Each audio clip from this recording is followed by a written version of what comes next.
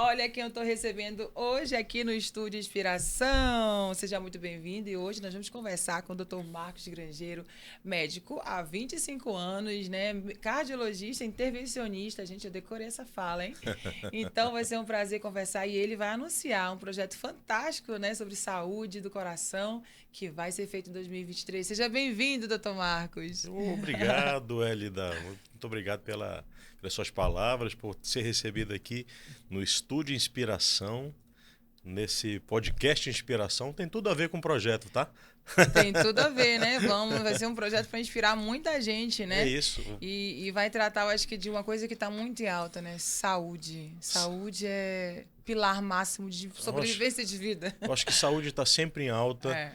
sobretudo no início do ano, quando as pessoas buscam saúde, colocam metas, colocam objetivos.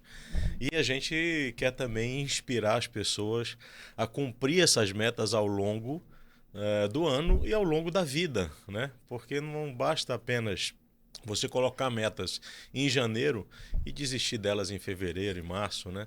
A gente tem que seguir, porque é a continuidade, a habitualidade que vai nos trazer a saúde, uma melhor qualidade de vida. Olha, não, fantástico. Eu quero até parabenizar o senhor, né, por essa postura de disseminar conhecimento, de fazer esse propósito realmente de que as pessoas despertem para isso. Acho que em algum momento da vida, né, dependendo da sua faixa etária, se não for, como o pessoal fala, pelo amor, pela dor, a saúde ela vai ter que ser encarada com muita prioridade, né? Eu vinha levando a vida, só um exemplo disso, né? Sabia, tem que dar saúde, tem que fazer isso, mas uma hora você precisa tomar a decisão. Agora eu vou fazer, né? Agora eu vou cuidar de mim. Você sabe que isso é muito interessante, Ed, que você está falando, porque nos últimos anos, eu vou dar o exemplo aqui, o meu próprio exemplo, que apesar de médico, justamente o projeto fala a respeito disso. Eu vou dar o nome aqui do projeto. Projeto Coração Forte. Ah, anunciado então. Repete Em isso, vai primeira ser mão. Coração Forte. O projeto chama Coração Forte porque e é um coração forte saudável, né? A gente quer buscar, eu quero inspirar as pessoas através do conhecimento, mas não somente do conhecimento, porque eu acho que o exemplo, como diz ali aquela frase, o exemplo arrasta. Então, através do meu exemplo, que, vamos lá, tem muitos médicos, e isso é muito interessante, Elida, que não dão o exemplo, que não fazem atividade física, que usam aquela premissa, faça o que eu digo, não faça o que eu faço. E através dessas pessoas, os pacientes não se sentem também inspirados, motivados a tomar rédea da sua vida e cuidar da sua saúde. Isso se dá por diversos motivos, por N motivos, né? E eu vou citar aqui o meu motivo, o meu exemplo, né? Os últimos 3 anos, todos nós vivemos momentos terríveis, né? Momentos de muito medo, de angústia, de incertezas, né? A pandemia nos trouxe uma dificuldade enorme. Além da pandemia, eu também estive na direção de um hospital que me demandou muito tempo, Que é o Hospital do no Coração, Hospital do Francisca Coração Mendes. Vamos Francisca falar sobre isso Mendes. também aqui Isso. hoje. E também fui candidato a deputado estadual no ano passado. Isso mudou a minha rotina a despeito de nunca ter imaginado ou pensado ser candidato, ser político em algum momento da minha vida. Lá atrás me despertou a necessidade, principalmente depois da experiência que tive na direção do hospital, me despertou a vontade de apresentar meu nome à sociedade, né? Foi uma experiência válida. Já digo aqui de pronto que esse projeto não tem nada a ver com pretensões políticas, porque eu já cumpri a minha meta e meu papel.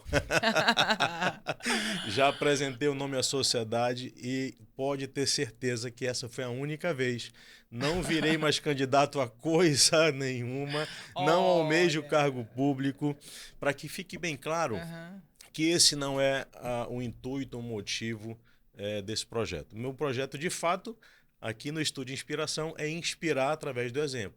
Então, como eu dizia, através do meu exemplo, eu, apesar de médico, estava vivendo uma rotina desregrada em relação à alimentação, à falta de atividade física, aumentando de peso, sem dar conta de que havia dois fatores de risco que nós não podemos lutar contra, nós já conversamos isso aqui nos bastidores. Quais né? são os dois? São dois fatores de risco que não há como nós lutarmos contra no atual momento que vivemos, que é a hereditariedade, ou seja, se nós temos pais, irmãos que têm doença cardiovascular, nós temos uma propensão a desenvolver também doença cardiovascular. O que é a doença cardiovascular? É o infarto, é a doença coronariana, é o AVC, acidente vascular cerebral, popularmente chamado derrame, é a diabetes também, síndrome metabólica, que a gente considera quando tem sobrepeso, quando tem uma desregulação da glicemia, o diabetes ou o pré-diabetes, chamado intolerância à glicose, um colesterol elevado, tudo isso é uma predisposição à doença cardiovascular ou ao desenvolvimento da doença cardiovascular. Então, a hereditariedade a gente não consegue lutar contra. E uma outra coisa, o relógio só anda para frente. É triste. Quando a idade chega, e é muito frequente, sabe, Elida? Essa idade chega, vamos lá, na literatura médica, a gente está falando de a partir de que idade? Depende da hereditariedade. Ai, Você sabe que uma vez eu atendi uma moça, fui fazer um cateterismo de uma moça de 29 anos de idade. nossa. E é extremamente raro que mulheres dessa idade, 29 anos, tenham doença coronariana. E quando eu vi o prontuário e vi a idade dessa paciente, eu falei assim, não vai dar nada. Deve ser mais um CAT branco, alguma Alarme super falso. indicação que foi feita para esse exame. E realmente tinha obstruções, 2 obstruções na artéria descendente anterior, que é uma artéria super importante. Irriga uma camada enorme de músculo do coração, o miocárdio. E essa paciente tinha essas obstruções. E eu investigando os fatores de risco dela, ela só tinha um certo sobrepeso e não tinha história familiar, não era tabagista, não usava anticoncepcional, porque há uma possibilidade também Tem registro do já. aumento de coagulopatia ou de trombose com o uso de coágulo, de anticoncepcionais. Então, como você me falou, depende da expressão gênica, né? Depende de quando essa doença coronariana se manifestou na família. Então, por exemplo... Ela tinha histórico da família? Tinha Histórico na tipo família. pai e mãe com... Tinha a família paterna, já tinha mais de 2 ou 3 indivíduos que havia tido doença coronariana numa idade mais precoce, né? Então, a gente não luta contra a hereditariedade e a gente não luta contra a idade. Então, qual é o período certo para procurar um cardiologista para prevenir doença cardiovascular? Porque é interessante isso também. Queria saber mesmo, vamos lá. Tem aquelas coisas que a sociedade já entendeu. Por exemplo, o ginecologista já foi feito muito um trabalho de que a menina tem que ir desde cedo, se cuidar e tal. O urologista ainda é um tabu, mas os homens já sabem sobre essa consciência. E do coração, qual que seria esse momento certo para você começar a cuidar do seu coração? É uma pergunta bem proposital, viu? Sim, eu acho que a partir dos 30 anos, se não há um histórico familiar de doença cardíaca precoce, se não há sintomas, mas a partir dos 30 anos é uma boa idade. Por quê? Porque há, por exemplo, mulheres que têm hipertensão, né, gestacional. E elas começam a ter hipertensão na gestação, mas mesmo após o parto, elas continuam com hipertensão. Então você vê mulheres ali a partir dos 30 e poucos anos com hipertensão. Há homens também que são hipertensos a partir desta idade. Então o que é interessante é fazer uma avaliação, uma investigação, mesmo que com aparelho domiciliar da pressão arterial, fazer exames de vez em quando com laboratoriais. Eu acho que é interessante colocar no check-up que todo ser humano tem que fazer, né, uma vez no ano, Isso. incluir as rotinas de exames cardíacos, assim, que a gente pode Exames falar? cardíacos, cardiológicos, tanto faz. De exames cardiológicos, incluir na rotina, né? E aí, quando o senhor está falando sobre isso, eu vejo, às vezes, as pessoas falando sobre hipertensão, a chamada pressão alta, né? Assim que fala, né? Isso. E dissociando que pode ser um problema cardíaco. Eu queria te perguntar sobre isso. É, o problema cardíaco em si, né? Até a pessoa, gente, vamos falar o que a pessoa fala, até a pessoa infartar, né? No coração, os derrames e tal. Tem essas outras doenças ali que dão os sinais, né? Uhum. Eu acho que essa consciência das pessoas em relação a isso, a ver os sinais e todas essas coisas agregadas até chegar ao derrame, que as pessoas precisam conhecer mais. Sem dúvida.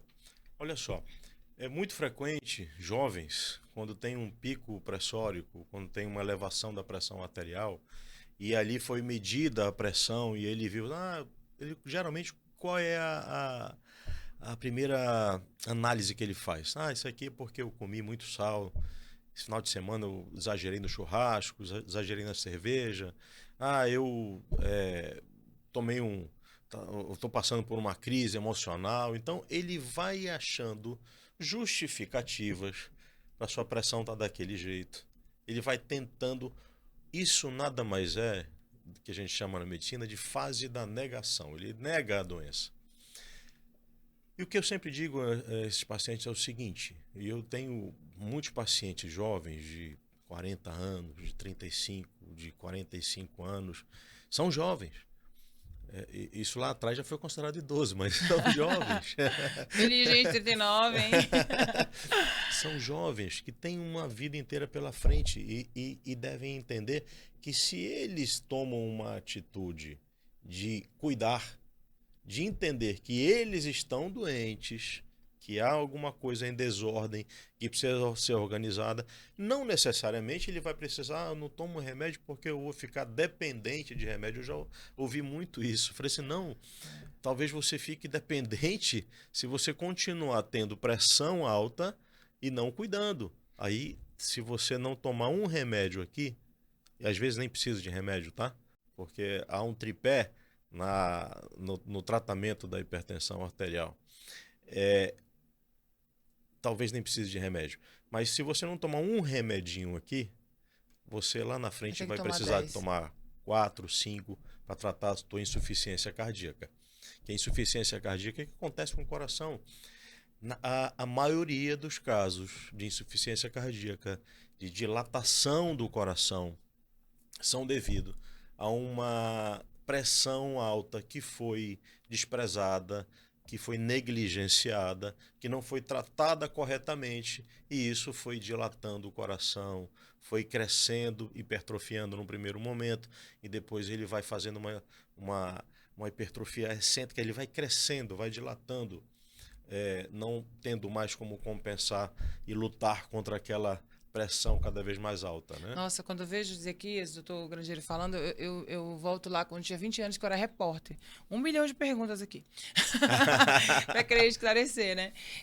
Duas coisas me chamou a atenção na sua fala. Uma coisa, assim, a pressão alta, ela é bem. Os sintomas são bem claros. Que as pessoas elas querem ali no seu emocional, não tentar fingir a realidade, mas na literatura médica, é claro que tem pressão alta sente as mesmas coisas ou coisas parecidas? Não, pode. Há alguns sinais, alguns sintomas que são mencionados pelos pacientes que a gente vê muito. Então, por exemplo, dor de cabeça. A dor de cabeça geralmente na nuca, essa parte de trás aqui da cabeça. Essa dor de cabeça, ela é bem característica de hipertensão. E aí, os pacientes às vezes sentem, assim, medem a pressão está alta, assim, não, deve ser porque eu não dormi bem à noite. De fato, a insônia, em seguida, pode cursar com hipertensão. Mas se o teu corpo está respondendo com hipertensão, é sinal de que tem algo desregulado. O nosso corpo não é só um coração aqui, são 2 pulmões, são 2 rins. Eles não são indivisíveis. A gente não pode, eles não são divisíveis, a gente não pode dividir o nosso corpo e achar que eles não funcionam de forma ordenada, orgânica, né? Então, esses sistemas, eles funcionam interligados, né?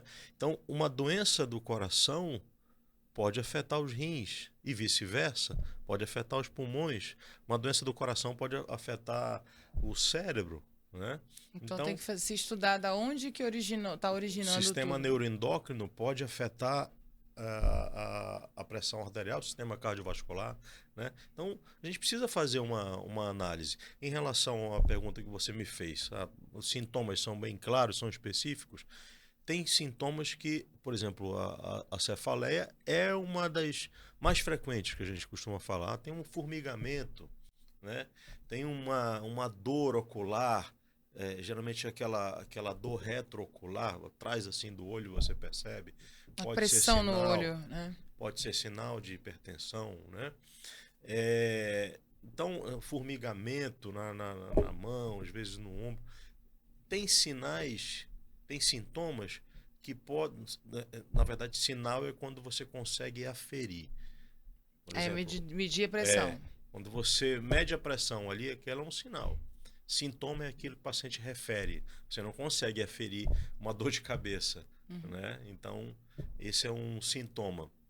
Os sintomas que os pacientes referem geralmente são esses. E são São recorrentes, né? inespecíficos. Ou não? Podem ser recorrentes, né? Agora, é bom que se diga, isso é muito importante a gente relatar, que muitas vezes o paciente tem a pressão alta e ele não sente absolutamente nada. Ah, é verdade. Ei, minha avó. Minha Essa é uma. avózinha não sentia nada e pressão altíssima. Geralmente. E aí, como é que faz? Pois é, isso geralmente acontece com pacientes que já estão numa fase de adaptação a essa hipertensão. Geralmente no início, a hipertensão ela é sintomática. Então cursa com esses sintomas que eu mencionei. E o corpo vai meio que se adaptando, é isso, né? E isso não é bom, isso é ruim. É ruim, que eu acho que quando acontece de repente Um AVC. um AVC, aí já meio que a pessoa vai direto para AVC, viu, gente? É isso que Sim, eu não você entendo. imagina uma pressão de 20 por 10 por 12, né? A pressão normal é 12 por 8, 20 por 12, e aí a pessoa tá ali e daqui a pouco estoura um vaso na cabeça e ela tem um derrame, tem um acidente vascular cerebral hemorrágico, né? Vaza sangue dentro da cabeça. Isso é trágico. Nossa, você sabia que uma vez a gente é engraçado. O estilo de vida, né? Eu lembro das coisas. Uma vez eu fui para o Unimed com agitação. Eu acho que era um remédio que eu estava tomando, ou também estava com infecção urinária. Depois eu fui identificar, né? Eu vi que era isso, mas eu cheguei lá na Unimed tremendo. E aí mediram minha pressão e deu tipo esse negócio aí, 20 por. Por Deu 12, alto. por 10. É a primeira coisa que eu falei pra enfermeira lá, eu vou infartar. Jornalista que faz muita matéria, né, de saúde, eu falei, eu vou infartar, e agora? Aí, né, eles medicaram e tal, foi uma coisa muito atípica, e hoje, né, faço sempre check-up, nunca deu nenhuma alteração. Mas isso eu tava falando antes disso, então assim, mas eu fiquei preocupada, né, a primeira lembrança que eu tive é 20 e pouco, isso é coisa de infarto, a gente vê em filme, né, quando chega esse nível, né. Agora, você tava falando, você começou falando desses 3 anos difíceis, e aí eu anotei uma coisa aqui pro senhor falar. Tem pesquisas já, né, sendo feitas e tudo mais sobre esse pós-Covid que afetou principalmente o coração. Eu tive 2 amigos que tiveram Covid, ficaram internados, né, foram aquele grupo de risco e que desenvolveram, com 30 e poucos anos, 40, foram fazer o check-up e deu problema cardíaco, né? Isso realmente foi verificado nos consultórios, a ciência está estudando. Esse pós-Covid trouxe essas sequelas cardíacas? Sim. Há uma possibilidade de desenvolvimento de várias anormalidades cardíacas, inclusive, mesmo após um ano que o paciente tenha tido Covid. É impressionante, mas a Covid não é uma doença pulmonar. A Covid é uma doença sistêmica, né? E um estudo publicado ano passado na Nature demonstrou que, numa sequência e seguindo vários pacientes que haviam tido o diagnóstico de Covid, que eles desenvolveram, foi um estudo a longo prazo, desenvolveram muitos deles, um percentual muito grande, infarto, miocardite, AVC, acidente vascular cerebral, mesmo após um ano do diagnóstico da Covid. Então, é uma doença que pode acometer questões agudas, mas pode acometer também do ponto de vista crônico. Agora, é interessante também, você relembrou essa questão que eu estava fazendo esse preâmbulo, né, dos 3 anos. Além da agressão aguda que a Covid causou, e além dessa agressão aguda para os pacientes que foram contaminados, mesmo aqueles que não foram contaminados, todos sofremos. Então, você imagina o estado emocional das pessoas que tiveram que ficar enclausuradas, daquelas pessoas que não sabiam se teriam como colocar o alimento na mesa do seu filho. Você imagina a situação, e aí eu falo dos profissionais de saúde, que tinham que trabalhar mesmo com a possibilidade de contaminar a sua mãe, o seu pai, o seu filho. E a si próprio. E o medo da morte, às vezes, eram arrimos de família, né? Então, a ansiedade, burnout, a depressão mesmo que afetou o sistema emocional dessas pessoas, de várias pessoas e de várias classes. E é interessante que a gente passou por um momento assim em que essa doença e as suas consequências não pouparam ninguém, né? Não pouparam classe social, não pouparam... não importava se a pessoa tinha uma moto, se andava a pé, de ônibus, ou se tinha uma Mercedes na garagem, essa pessoa foi afetada. E todas elas foram afetadas de alguma maneira, né? Então, eu sempre faço uma relação de que eu acho o Brasil perdeu uma oportunidade de evoluir como nação, porque a gente precisava desenvolver mais um espírito de solidariedade entre nós. Ao que parece que nós não aprendemos com a Covid. Nós tivemos sempre, parece que nos separando mais, né? Colocando setores e dizendo assim, eu sou desse e eu sou desse. E a Covid mostrou que não, para a maioria, que o dinheiro não vale absolutamente nada. Não valia nada. Não porque, valia né? absolutamente nada. E né? vimos muito claro isso, né? Pessoas que... ficou até comum, né? O pessoal brincou, falavam que era doença que matava as pessoas que tinham dinheiro, né? Em algum momento saiu da internet, o pessoal começou a comentar, mas na verdade é o conceito maior, que o dinheiro na Covid ficou claro que não foi não salvava, né? Não era suficiente. Não era suficiente, né? para salvar a vida, né? Agora, o senhor começou a falar desse assunto aí. Gente, isso aqui rende do coração, rende. Pra gente começar a falar disso aqui, tem que ser uns 5 podcasts, viu, Ezequias? Uns 5. O senhor falou dessa questão emocional, né? E aí eu pergunto como curiosidade mesmo, né? E eu acho que é a curiosidade das pessoas, o que tem de real que hoje a medicina pode falar sobre essa questão do fator emocional, como isso impacta a saúde do coração? Mas isso não precisa mais nem estudo, Não. já tem relatos lá para trás tem relatos bíblicos, inclusive, né? Cita onde?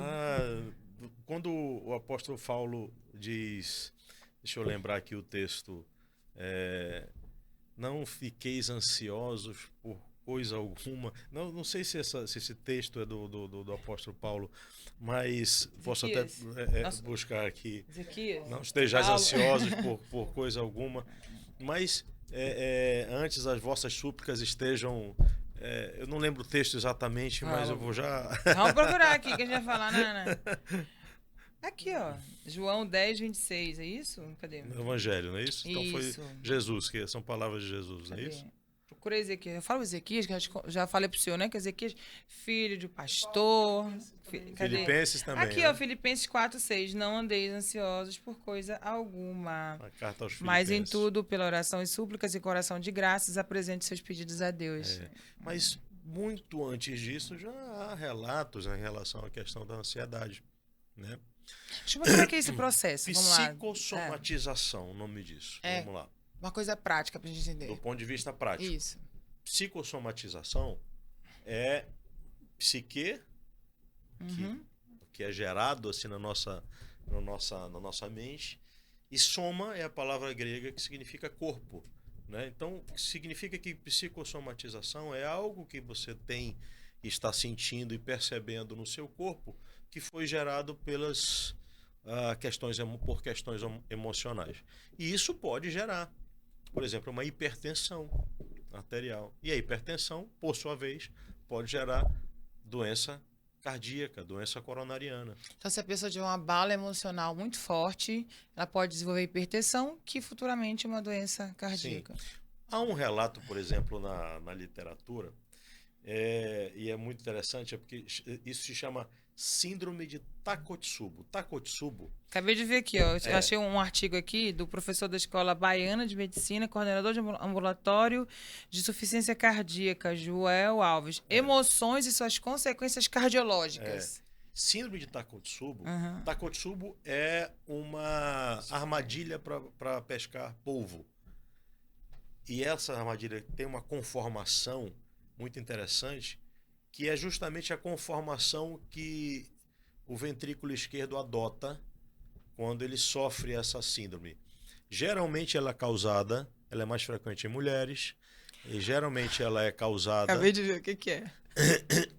Qual é o nome popular da Takotsubo? É a síndrome do coração partido. Ai, gente, isso rende um Então, podcast de 5 horas.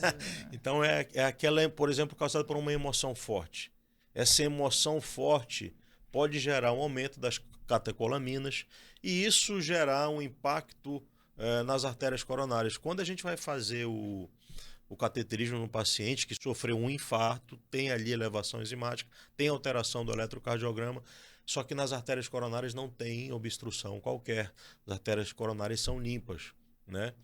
E a gente faz o que a gente costuma dizer que é a ventriculografia, joga contraste lá no ventrículo, e é aquela conformação, não sei se você tem aí a imagem, dessa Takotsubo, né? A imagem daquela... É um nome japonês, né? Deixa eu clicar aqui Daquela pro Ezequias pegar armadilha pra gente. para caçar polvo, para pegar polvo, né?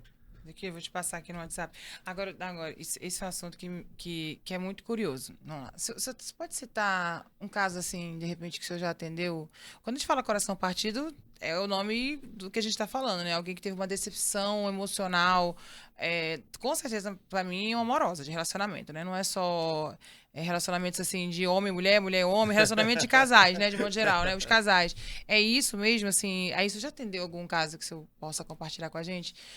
Um histórico desse? Teve uma decepção amorosa tão grande que ela desenvolveu? Eu fiquei curiosa agora. Não.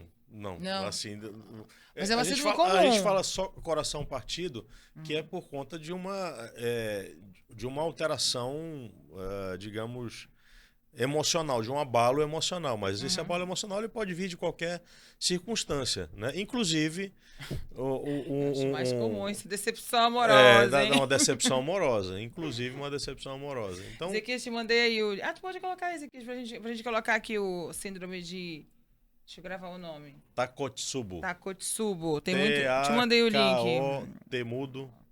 Takotsubo. Esse emoção a gente... tá aí, ó. Esse? Na verdade, assim, aí é um síndrome de Takotsubo, mas aí ele não tá aparecendo. Isso aí é só uma o senhor quer que apareça Eu vou te mostrar aqui uma... Manda pra mim o link. Eu vou te mostrar aqui a... Geralmente, um fator emocional, ele desencadeia o quê? Pressão alta, né? Que a pessoa tem um pico de pressão ali por conta da emoção. Que outras coisas que esse fator emocional pode causar, né? Num paciente? Cardiomialgia de estresse. Isso aqui tá bem legal, porque tá demonstrando como é que fica o coração? Manda pra mim que eu encaminho aqui pro Ezequias. Gente, é muita coisa pra falar, né, de coração. E olha que a gente nem começou a falar do projeto. Já vai passar a tarde gravando aqui, Ezequias, falando de coração. Mas é muito bom, Ezequias. Tô nessa câmera aqui, Ezequias? Nessa aqui, né? É muito importante, né? Eu acho que o Estúdio Inspiração tem trazido, viu, doutor Marcos? Pessoas, assim, pra inspirar. E o nome, né? Eu sempre falo. Quando eu falei, vou montar um estúdio de gravação, de podcast, ficou em obra um mês e eu não tinha nome. Eu brincava que ia ser estúdio da L, da Estúdio da Porto. Eu não queria o Estúdio de Inspiração ficar dentro da sede da agência Porto, né? Agência de publicidade e marketing, mas eu não queria que ligasse a agência, né? Eu queria que fosse realmente um local de inspiração, porque na internet, o que inspira a gente, o que motiva, o que faz a gente ter um novo olhar de vida, são pessoas que estão inspirando. Então, o nome surgiu assim, não. Puxa, todo dia eu me inspiro tanto, né, em pessoas que dão esses conteúdos pra gente, e acabou surgindo o Inspiração por conta disso, né? Então, o seu projeto vai ser fantástico pra Eu gente, espero né? que sim. Eu acho que vai inspirar a gente. Com certeza, assim, as pessoas verem o seu conteúdo, né? Terem poder de ação, que é o mais importante também, né? Esse é o meu propósito. Ter esse poder de ação. Eu te mandei tá aí. aqui, eu vou mandar para o Ezequias para ele abrir pra gente Manda aqui. aí, abre essa imagem que tá muito bacana. E do lado eles mostram uma armadilha aí, a famosa armadilha para caçar polvo. Abre aí, Ezequias.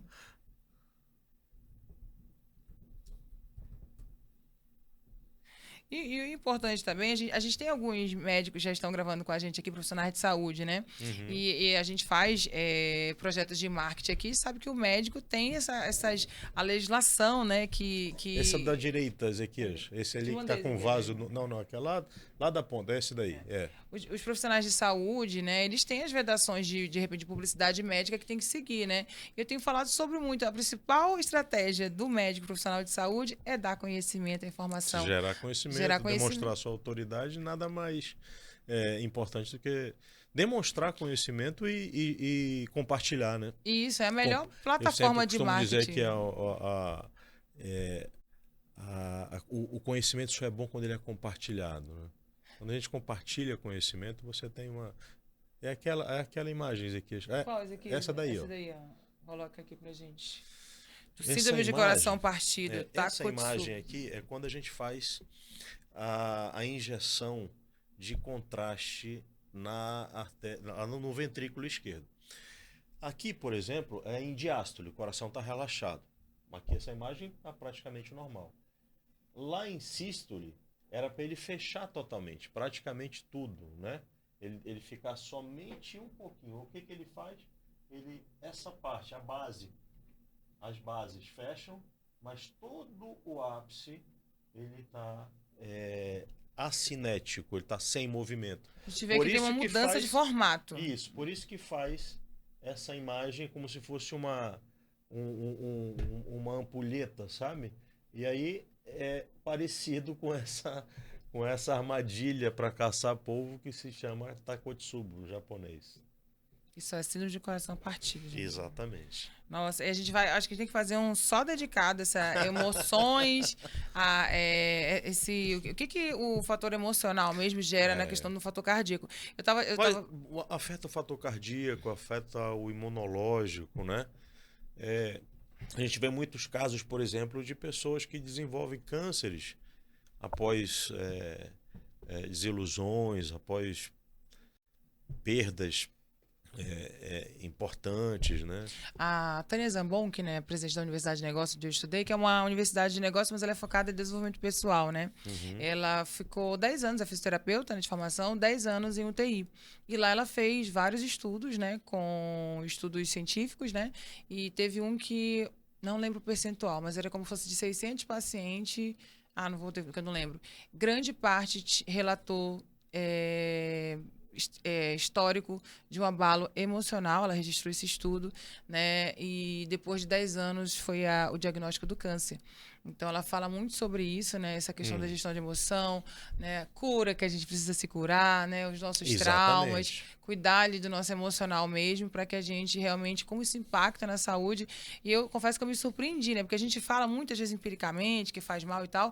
Aí quando vem um estudo científico desse que mostra que um grupo de pessoas que estavam em estágio terminal de câncer, que então em 10 anos ou 15 anos tiveram uma bala emocional, é muito mexe com a gente, né? Fala, Sim. nossa, eu preciso cuidar realmente, né, do meu coração, da minha mente, né? E é isso, eu acho que o teu projeto, né, o Coração Forte, ele tem essa visão macro realmente de saúde, né? Foi É, assim que o senhor pensou? é exatamente isso. Na verdade, o projeto ele tem uma ideia, um foco, uma meta de recomeçar. Né? Então, eu estou recomeçando, depois de passar por esses anos de perda, anos de abalo emocional, anos de mudanças de rotina, alimentar, atividade física, eu também ganhei peso, também tive alterações metabólicas, né? E isso, de certa forma, e ano passado eu fiz 50 anos, né? Então o fator, dois fatores que eu não vou poder lutar, a hereditariedade, como já falamos, e o fator da idade. Então, 50 anos, a doença cardiovascular fica mais prevalente, né? Então eu tenho que prevenir. Como é que eu vou prevenir? Agora conta pra gente como vai ser essa rotina, que você fala recomeçar. A recomeçar a fazer atividade física diariamente, recomeçar a me alimentar de forma correta, ordenada, com melhores escolhas, Agora, antes né? de começar a fazer atividade física, você vai fazer o quê? Que o senhor já me contou ali todo o Aí sim, protocolo que o antecede. que é interessante para É. quem vai começar a fazer uma atividade física, para quem vai adotar como rotina, o melhor remédio que existe para prevenção cardiovascular, que é a atividade física, né? Fazer os exames necessários, avaliação cardiológica, uma avaliação bem feita com um cardiologista, com os exames necessários para que a gente possa afastar, para ver o quanto eu estou, vamos dizer assim, sem condicionamento, né? Porque com essas alterações metabólicas você vai perdendo o condicionamento, com a falta de atividade física vai perdendo o condicionamento. Então, eu estou recomeçando e através do meu exemplo eu quero inspirar as pessoas para que sigam também. Que é necessário, é importante, não somente para aquelas pessoas que estão, vamos dizer assim, que vão para a academia todo dia, que tem uma prática de atividade física, mas quem já parou, quem lá atrás fez atividade física, é muito comum, A Hélida. gente ouviu falar, ah, A não, tô gente ouvia e 3 falava assim, anos sem malhar, sem voltar à não, atividade e é física. muito frequente no meu consultório, em rodas de amigos, a gente fala assim, não, eu sempre fui atleta. Até os 18 anos. O, o atletismo que você fez No colégio, meu amigo, não vale mais, tá bom? com 20 anos de idade, com 30 anos de idade, já ficou para trás. Ótimo, você foi um cara disciplinado até aquela data. Agora precisa voltar à disciplina. E essa disciplina não tem a ver necessariamente com estética. Agora a gente está falando de saúde, de prevenção, de promoção da saúde, prevenção da doença cardiovascular, e é isso que eu quero, através da minha rotina, através da minha experiência, através do meu conhecimento adquirido através da medicina esportiva, da cardiologia intervencionista, da cardiologia clínica e dos milhares de pacientes que já atendi, trazer a inspiração para as pessoas para modificar e motivar as pessoas a modificar o seu estilo de vida. Olha, como eu tenho informação privilegiada desse projeto, quero dizer para vocês que ele vai mostrar no Instagram até os exames que ele está fazendo, vai mostrar até os indicadores dele, né? Exato, Então, a exatamente. gente vai ver, ó, meu Deus, tá com sobrepeso isso aqui, vai mostrar os indicadores. O senhor está disposto a isso? Disposto a Claro, isso? claro. Eu acho que é importante. Tem muito médico que gosta de esconder que está doente, né? Eu falei assim, não, mas a gente precisa demonstrar que as coisas não estão corretas, mas que há uma forma de modificar, que há uma forma da gente. Pode tomar. É interessante quando você falou logo no início. Modificar essa rotina, né? O médico, né, com todo esse conhecimento que ele tem, né, nós amamos os médicos, né, nós temos uma cultura até de fã, né? Quem não é Aham. fã do seu médico, né? Mas ele é um ser humano, né? É um ser humano como Sim, todos nós, obrigado, Ezequiel. né? E tem todos os ajustes de saúde, de tudo que precisa passar, né? Então, e sofre com as emoções. Se for um médico com muita empatia, vai sofrer até com a dor do paciente, né? Então, Tem que é ser, né? um ser humano que tem ajuste. Óbvio que a gente quer o exemplo, né? Com certeza, né? Um médico que Sim, é um exemplo para nós motiva mais, né? Eu acho que tem esse lance do espelhamento, né? Da gente, né, se identificar com ele, mas tem que fazer esse registro. Que o médico é uma pessoa, né? aham, E nem sempre está com a rotina, de repente, alinhada para ter uma vida saudável, né? Então tem que tomar é, a decisão, né? é, E você estava falando de atividade física, né? É uma realidade, né? Essa questão de, vou fazer atividade física. Essa questão da saúde vascular, de fazer esse histórico, esse acompanhamento antes, é algo muito negligenciado, né? muito negligenciado, sem dúvida. Muita gente começa a atividade física sem fazer qualquer consulta, avaliação. E a avaliação é necessária não somente para aquelas pessoas que têm um pouco mais de idade, como eu, com 50 anos. Os antigos 40, né? Então, é necessário também para aquela pessoa de 30 anos. É necessário para as pessoas de 20 anos que nunca foram ao médico fazer uma avaliação e não têm ideia de quanto é que está a sua pressão arterial, de qual é a sua capacidade de fazer o exercício. Há um exame, por exemplo, que a gente faz no âmbito da cardiologia, que é o teste de esforço cardiopulmonar, que nos dá informações valiosíssimas, inclusive para prescrição de exercício. Qual é o objetivo dessa pessoa ao entrar numa academia, por exemplo? É ganhar massa muscular, é emagrecer, é perder peso, é reduzir a cintura, porque uma cintura aumentada também é fator de risco Qual é esse cardiovascular. exame, doutor, para fazer? Teste de esforço cardiopulmonar. Quero fazer, viu? Quero O fazer teste de aí. esforço cardiopulmonar, ele vai nos dar algumas variáveis que vão ajudar sobremaneira o teu treinador na prescrição do exercício. A gente dá uma orientação para dizer qual que é a faixa de treino melhor para perda de gordura, por exemplo. Então, porque se você trabalha acima dessa faixa, você está acumulando muito ácido lático e o ácido lático impede ou dificulta a mobilização das gorduras, entendeu? É interessante isso, porque às vezes a gente tá treinando ali, né? Todo mundo que tem condições de pagar um personal, Sim, né? De não ter esse cuidado, né? Então, fico alerta, né? Antes de sim, começar esse processo, de fazer todas essas etapas, né? Porque, de repente, a pessoa... a gente vê isso, é muito comum, né? sim. De a pessoa descobrir depois de um treino muito pesado ou começar a treinar, ficar doente. É. E é importante também a gente lembrar o seguinte: o teste de esforço cardiopulmonar, ele é bem indicado, ele é interessante para aquele profissional, para essa pessoa que vai entrar na academia e que precisa perder peso, mas é importante também para aquele que já treina, para aquele cara fortão da academia, Alta musculoso, performance, no alto rendimento, alto rendimento. porque ele vai precisar fazer uma avaliação para saber se ele tem condições físicas saudáveis. Porque nem sempre aquele cara que a gente vê forte na academia, ele está saudável do ponto de vista cardiovascular. E a gente tem visto muitos Tem casos. atletas de alta performance, infelizmente, atletas de alta performance no fisiculturismo com um óbito precoce. Ano passado teve a morte de um rapaz de 26 anos de idade. Um físico absolutamente enorme, com uma massa muscular absurda.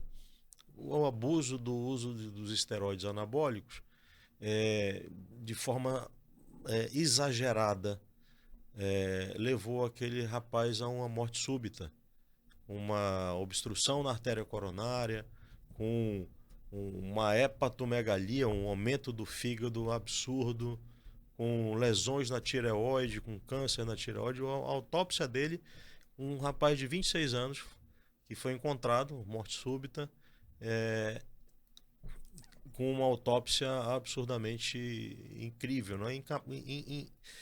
Não, não se tem paralelo de outra pessoa com 26 anos Que com tem um quadro. um quadro E isso é tão... muito comum, gente. Todo É ano muito a gente tem frequente. casos disso no Brasil, né? Todo É, ano acontece uma coisa que tem essa repercussão, porque é fora da curva, né? Foge do que é normal, né? é. Agora, você está falando da atividade física, né? Realmente, né? Eu fiquei, acho que dos muitos anos, sei lá, dos 20 e pouco, não é porque você está estudando, trabalhando, você para, né? Com a rotina mais agitada, né? Uhum. Mas tá claro que a atividade física é do bebê que nasce até 100 anos, é uma coisa que tem que estar que tem que ser incluída Eu acho que é o na nosso nossa vida. remédio, né? É nosso remédio.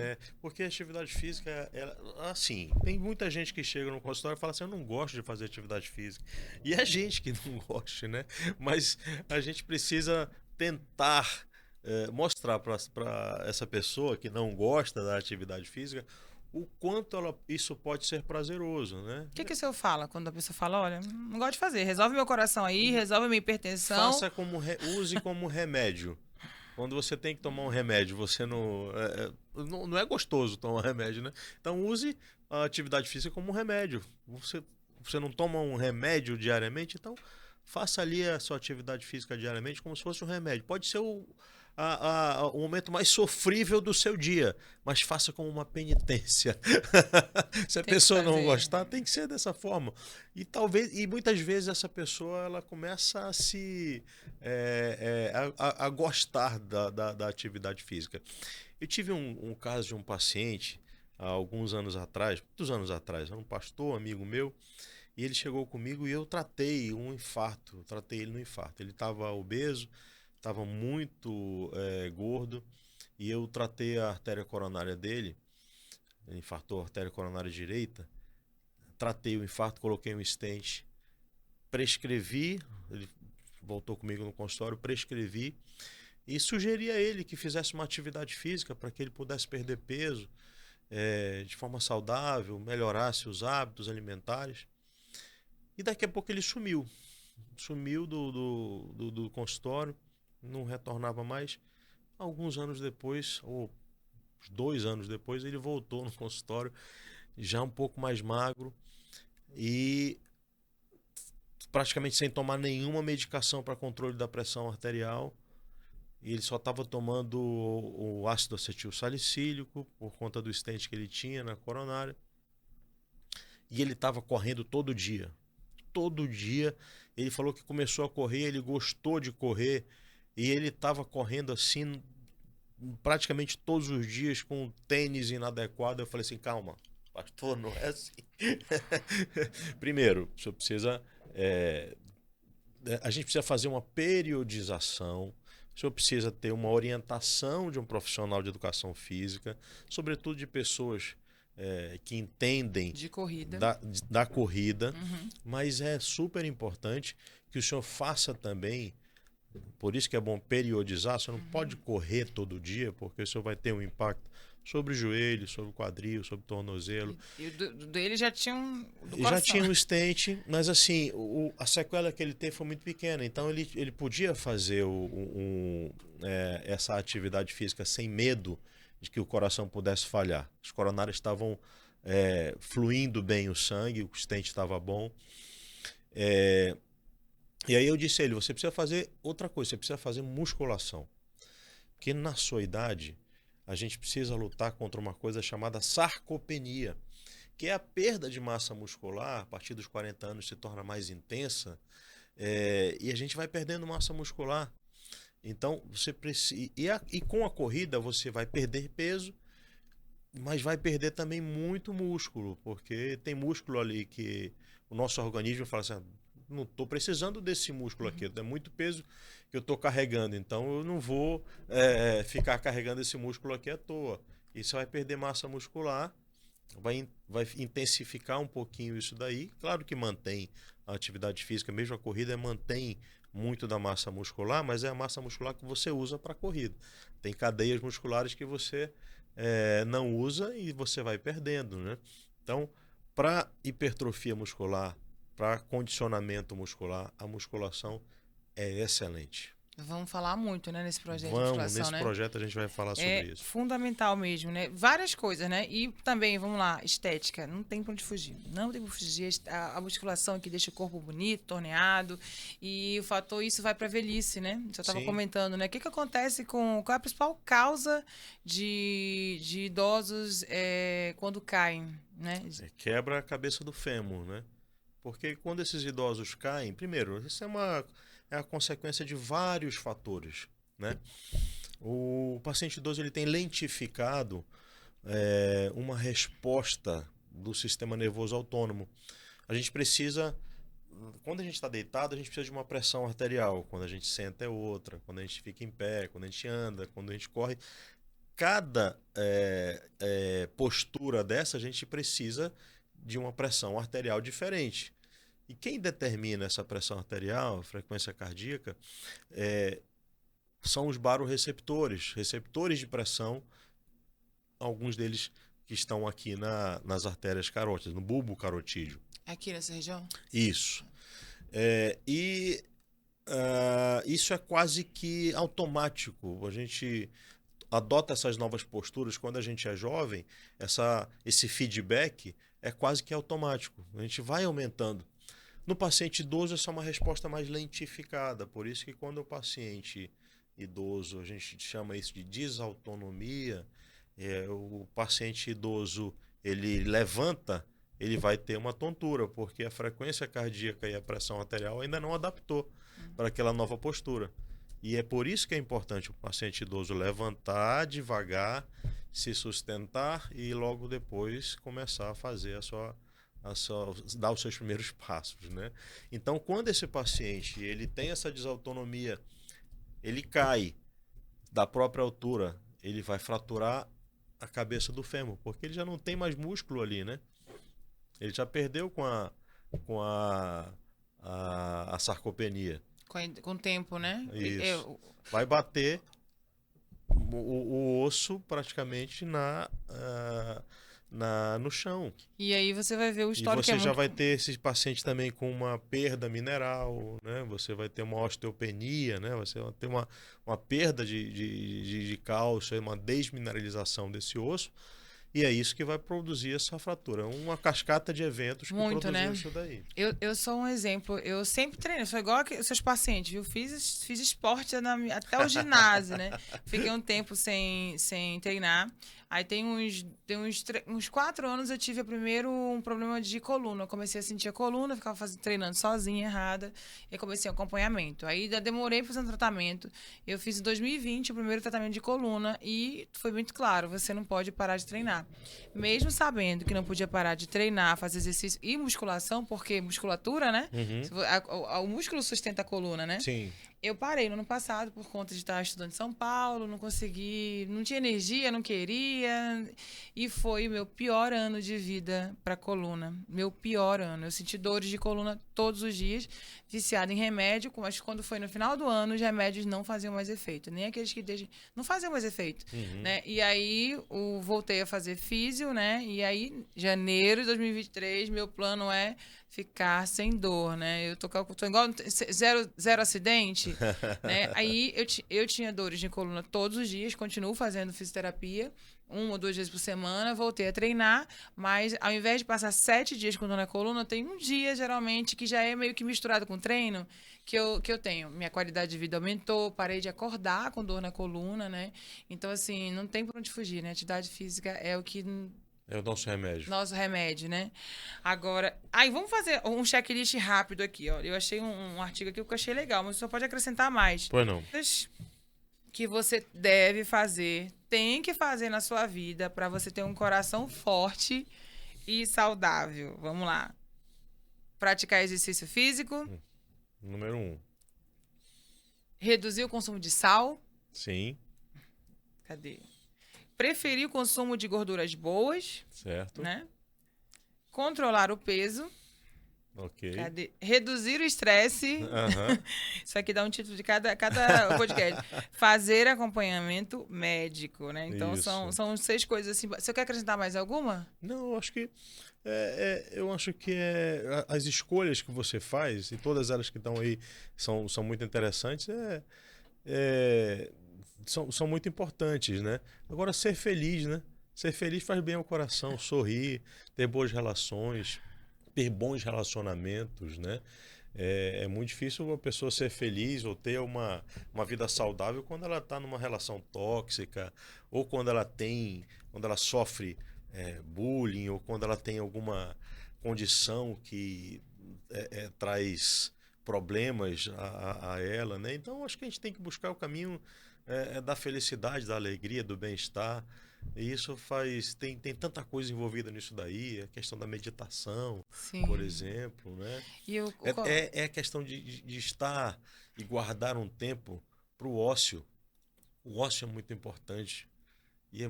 É justamente no ócio que muitas das vezes a gente se torna criativo. Não tem o tal do ócio criativo? tem. Coitada da minha equipe, quando eu digo, gente, eu tô off agora pela manhã. Aí cada grupo de WhatsApp dos projetos recebe 1 milhão de coisas, né? Novas, que a gente fica olhando. O ócio, ele realmente ele é fantástico É fantástico. para quem quer pensar algo novo, né? E o que move a gente é a inovação, né? A gente não Aham. ficar no marasmo. Então, o ócio é fantástico. Agora, a gente começou a falar de coração aqui, mas vamos relembrar, gente, coração, esse termo coração, ele está muito ligado com com a essência humana, né? Sim. Não é só aquela saúde prática de você ter risco de ter um ataque cardíaco, não, mas eu acho que é o órgão que mais as pessoas personificaram nela, já não, o coração. Ninguém fala, ai, meu cérebro, ai, Várias, várias civilizações é, deram ao coração a sua a morada dos seus sentimentos, né? Então o coração tem um, eu digo que o coração é o órgão rei. É justamente por isso que ele tem as coronárias, que coronárias vem de corona, coroa, e é por isso que eu o considero o órgão rei, né? Com todo respeito aos demais. não, ele é. Eu tava até procurando no Google aqui, né? Eu queria um significado mais. Ah, tá aqui, ó. Eu tenho um significado médico, né, gente? Que é o coração, é o órgão muscular dos vertebrados e tal. Mas tem um significado de um coração. Né? O coração é o símbolo dos sentimentos do Ocidente, da inteligência e da intuição do Oriente, associado à amizade, ao amor profano, à paixão. O coração na simbologia religiosa é o local que pertence a Deus. Ó. É. Os textos bíblicos estão recheados aí de coração, né? Vou buscar um aqui Busque, vamos que eu buscar. gosto muito. No Pera Vale de aí. Cantares. Que são os mais falam de coração, né? Eu adorei isso aqui, eu vou até publicar, gente. Olha que lindo. Ó. Isso aqui a gente pode colocar no projeto, né? Simbologia de um local que pertence a Deus. Fala muito sobre o coração. Aqui, ó. Provérbios 4:23. Sobretudo o que se deve guardar, guarda o teu coração, porque dele procedem as fontes da vida. Olha, coloca esse aqui a gente colocar aqui na TV, esse versículo. Provérbios 4:23. 4:23, né? Almeida corrigida e fiel. Agora, doutor Marco, queria que o senhor, duas coisas, Na convidasse versão. as pessoas para se engajar nesse projeto, né? Inclusive a Porto, viu, gente? A Porto Agência vai estar envolvida nesse projeto. A gente tem várias ideias, né? De criar Sim, um grupo de WhatsApp só para dar dica de saúde, bem-estar, para que eu é acho que isso isso mesmo. que faz as pessoas tomarem decisão. Porque pensa só, né? Todo mundo recebe muita informação durante o dia. Você tem que comer melhor, você tem que ter saúde, mas as pessoas, elas demoram a tomar a decisão de que precisam mudar, né? Então, Uhum. janeiro realmente é um mês maravilhoso, está finalizando fevereiro, né? Para você tomar a decisão. Então, eu queria que você convidasse as pessoas aí, olha essa câmera aqui, bem olhando aqui para o senhor, convidasse as pessoas para entrar nesse propósito e terem a decisão realmente de ter atitude. Pessoal, olha só. Eu, Marcos Grangeiro, 50 anos, médico, cardiologista, e aqui estou fazendo esse projeto Coração Forte, que é para motivar você a, junto comigo, a gente tomar uma atitude em 2023, recomeçar, fazer uma atividade física, fazer um programa alimentar, melhorar os nossos hábitos e assim a gente perder peso, isso é importante, melhorar a o nosso condicionamento, isso é importante. Prevenir doença cardiovascular é importante, mas, sobretudo, se sentir bem. Se sentir bem, motivar os outros que estão ao seu redor. É por isso que eu estou propondo aqui esse projeto, né? Motivar você a motivar os outros para que a gente possa dar as mãos e juntos buscar mais saúde. Para o nosso corpo, para a nossa família, para todos nós que nos cercam. Tá bom? Vamos lá? Vem junto comigo? Projeto Coração Forte. É isso que a gente está falando aqui. Tem podcast, tem também as externas, na academia, quem sabe, em alguns outros locais. Vai ser um projeto bem bacana. Vamos junto. Olha que bacana. Um corte bem bonito. Cadê, Ezequias, o versículo na tela? Coloca aí pra gente, né? Agora, doutor Marcos, pra gente finalizar esse primeiro podcast, né? Que é um pouco falar do senhor. Cadê, ó? É esse? Sobretudo... Exatamente. 4:23, Provérbios 4:23. Sobre tudo que deve guardar. Sobre tudo que se deve guardar, guarda o teu coração, porque dele procedem as fontes da vida. Aqui é só, ele está se referindo não ao coração físico, mas ao coração fonte dos desejos, da alma, das nossas vontades, né? Mas aqui eu também estou colocando para o lado físico, né? A gente precisa guardar o nosso coração, cuidar do nosso coração, para que a gente possa ter essa fonte da vida também. Olha, só com essa fala aí, Zé, que a gente já podia encerrar esse primeiro aqui, mas eu queria relembrar aqui, que até pra gente relembrar, na sua campanha, me chamou a atenção uma fala sua, que eu não vejo muitos médicos falando, né? Eu tava num vídeo ali grande e a gente, acompanhando a rede, eu vi, né? Eu acho que tá um pouco da sua essência de médico, né? Que é muito cobrado, né, pela sociedade, né? Que o senhor falou sobre o médico, que o senhor pensa que o paciente é o amor da vida de alguém. O que significa essa frase? Que eu achei tão linda, né? Isso eu falou ali no outro contexto ali, mas queria que o senhor aproveitasse esse momento. Eu acho que médico, quando a gente fala, aquele médico é bom, antigamente a gente tinha a impressão de que médico bom era simplesmente um médico que tecnicamente era bom, né? Esse conceito mudou, porque se a gente não tiver empatia, se a gente não cuidar, se a gente não cuidar de gente, se a gente não gostar de gente, eu acho que você está na profissão errada. Acho que médico tem que gostar de gente.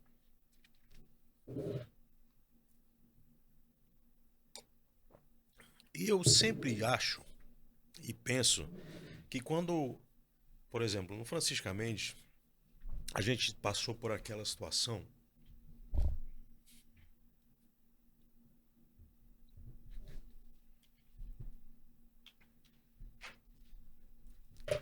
Você sempre se emociona.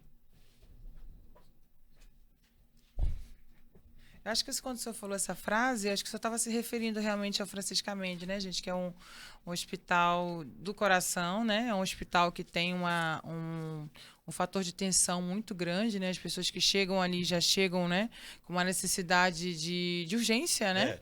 De cura, de tentar a cura ali.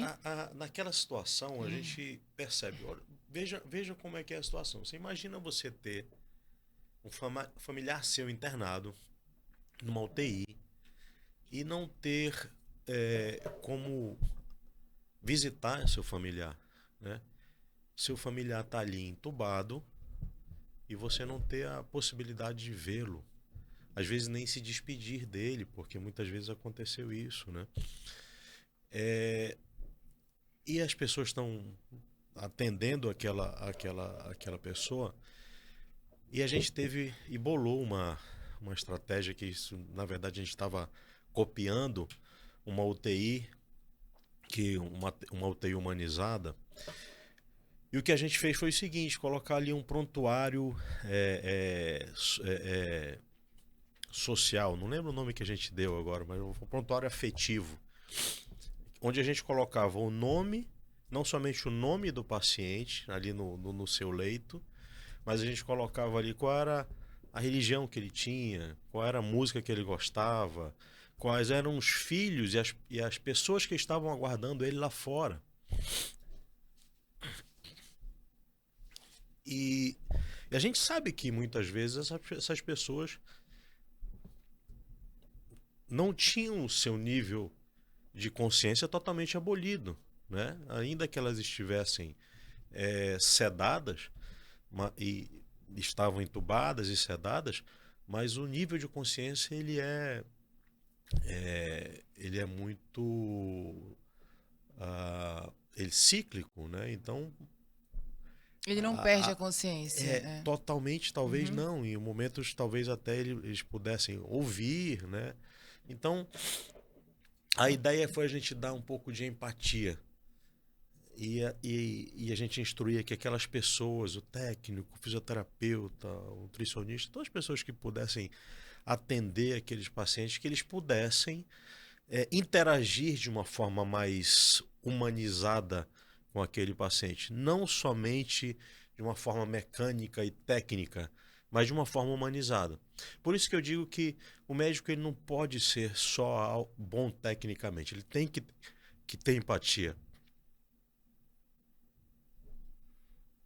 Ele tem que lembrar, né, que o paciente é o amor da vida de alguém, né? Tem alguém esperando por ele, né? E você sabe que essa questão humanizada é uma coisa que, né, é muito falada, né? E muito, muito, muito falada e deve ser muito difícil aplicar, porque a gente não vê de modo geral, né?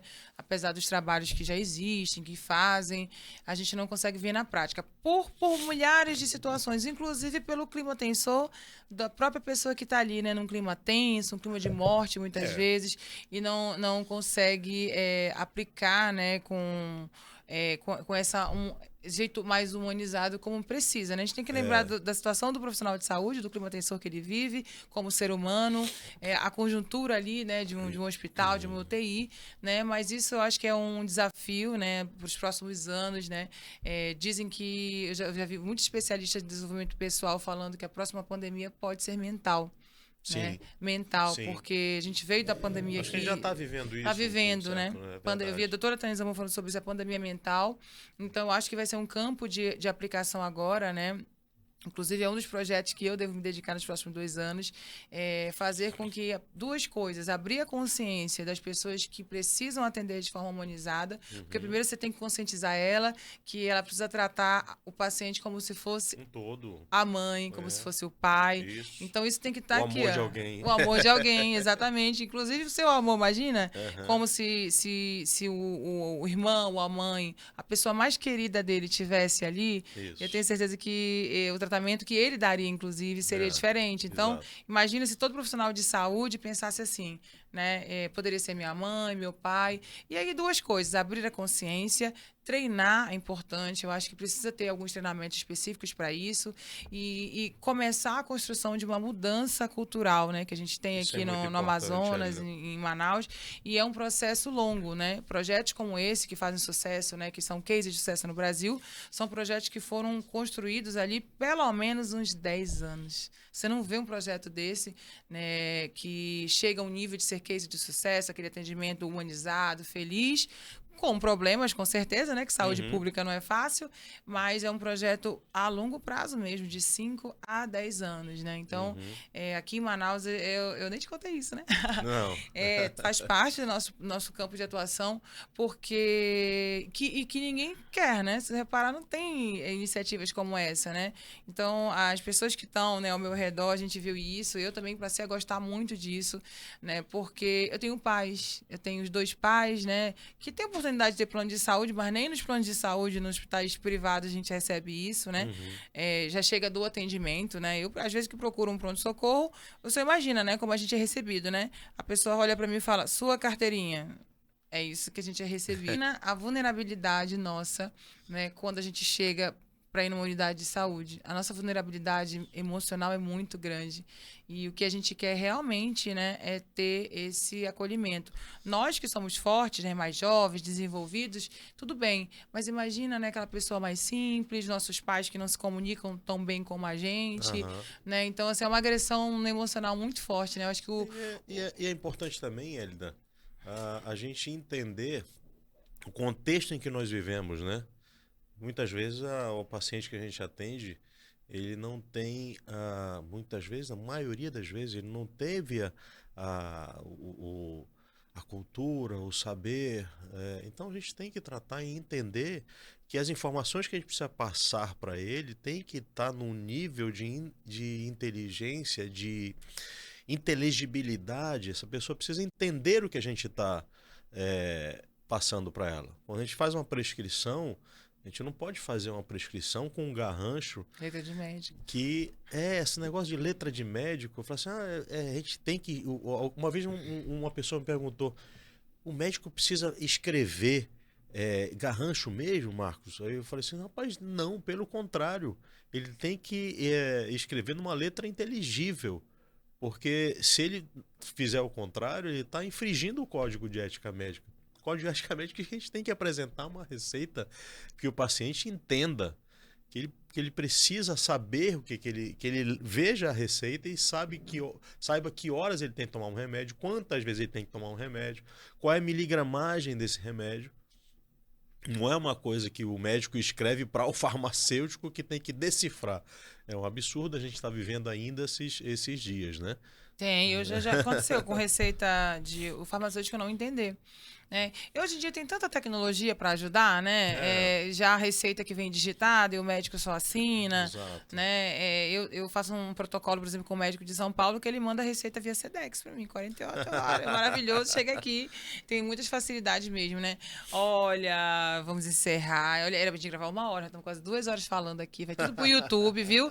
Onde você vai poder conferir esse primeiro podcast aqui com o Dr. Marcos? No teu YouTube, né? Que nós vamos lançar. Isso. Né? Até semana que vem já vai estar no ar. Eu digo semana que vem, tipo segunda-feira, gente, é rápido. Né? Segunda-feira no YouTube, alguns recortes nas redes sociais e quero desejar que seja um ano maravilhoso. Esse projeto é um projeto, assim, do coração de Deus, não de coração, né? Amém. Porque vai, com certeza, ajudar muita gente a abrir a consciência e fazer as pessoas terem poder de ação, tomar decisão. Esse é o propósito. Esse é o propósito, né? Muito obrigada, viu? Eu que agradeço. Vai ser fantástico. E a gente se vê no próximo podcast, aproveitando. Eu vou colocar também, né, Ezequias, no YouTube do Estúdio Inspiração Oficial, lá no YouTube, colocar nas redes sociais, né? O objetivo é que, pelo menos aqui no Amazonas, os 4 milhões de habitantes, já temos 4 milhões, 2 na capital. Mais de 4 milhões. Pelo menos os 4, 5 milhões aqui 4 milhões do Amazonas recebam isso e impactar o Brasil, porque a internet não tem fronteiras, né? É verdade. Colocou lá, a gente vai poder impactar muita gente, tá? Até a próxima, Até então, a próxima, doutor Marcos. Tchau, Tchau, gente. Tchau. Um abraço, pessoal.